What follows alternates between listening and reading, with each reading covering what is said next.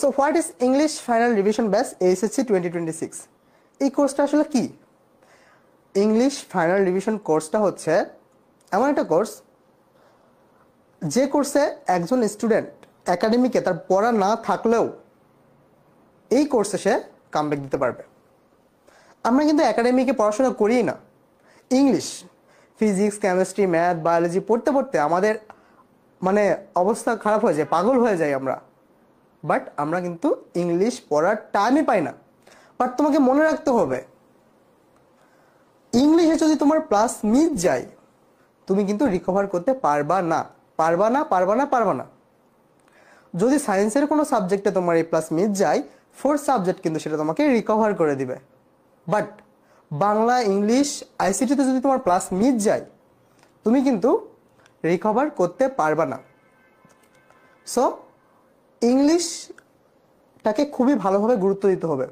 Physics, কেমিস্ট্রিতে, math, বায়োলজিতে যেরকম তোমার 200 marks first paper second paper মিলে, ইংলিশেও কিন্তু তোমার 200 মার্কস। আর গত 20 বছরের ইতিহাসে, 20-21 বছরের ইতিহাসে এ যাবৎকালে কখনো মানে এতটা পরিমাণ ফেল পড়েনি যা 25 ব্যাচের সময় আমরা দেখে আসছি। 25 ব্যাচে ইংলিশে সর্বোচ্চ পরিমাণ ফেল পড়েছে, যা গত 20 বছরেও এতটা পরিমাণ ফেল পড়েনি। সো ইংলিশে তোমাকে অবশ্যই অবশ্যই অবশ্যই গুরুত্ব দিতে হবে। যদি গুরুত্ব না দাও তোমার এইচএসসি এক্সাম ভালো হবে না। একটা সাবজেক্টের জন্য পুরা তোমার রেজাল্টটাই খারাপ হয়ে যাবে।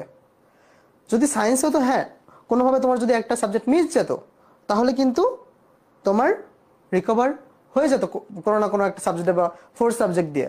বাট বাংলা ইংলিশের সময় কিন্তু তোমার ফোর্থ সাবজেক্ট নাই, এখানে তোমাকে অবশ্যই প্লাস পাইতে হবে। সো বিষয়টা ভালোভাবে খেয়াল রাখতে হবে তোমাদের।